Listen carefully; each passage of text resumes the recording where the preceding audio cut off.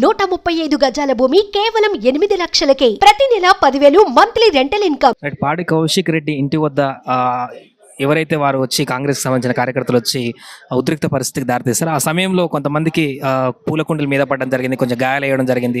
ప్రస్తుతం ఒక వ్యక్తి మనతో పాటు ఉన్నారు. అక్కడ ఇంట్లో ఉన్నటువంటి వ్యక్తి తనపైన కూడా పూలకుండి మొత్తం పడి కొంత భయంకరంగా దాడి జరిగినటువంటి పరిస్థితి నెలకొందని కూడా చెప్తున్నారు. భయ్య, మీ ఎంతమంది వచ్చారు? మీ పైన ఏం జరిగింది? 60 మంది. ఏం జరిగింది? మీ పైన దాడి జరిగింది? దాడి జరిగినట్టే కదా మరి.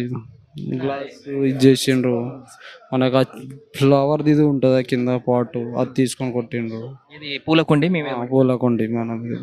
మీరు ఎంతమంది ఉన్నారు? ఆపే మనము 10-15 మెంబర్స్ అంతే. మనకు అది తెలియదు కదా బ్రో.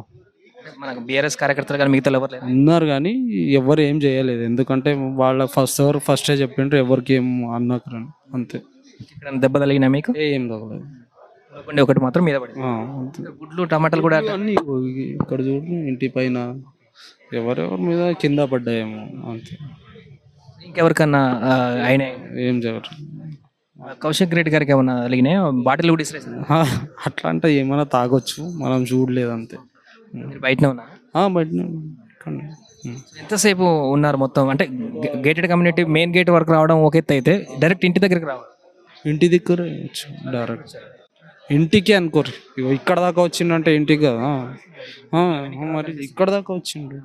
ఇక్కడ ఎంతసేపు ఉన్నారు మొత్తం వాళ్ళు? ఒక 1/2 అవర్ 45 మినిట్స్ అనుకోరు. ఓన్లీ కార్యకర్తలు వచ్చారా? ఎమ్మెల్యే కూడా వచ్చారా?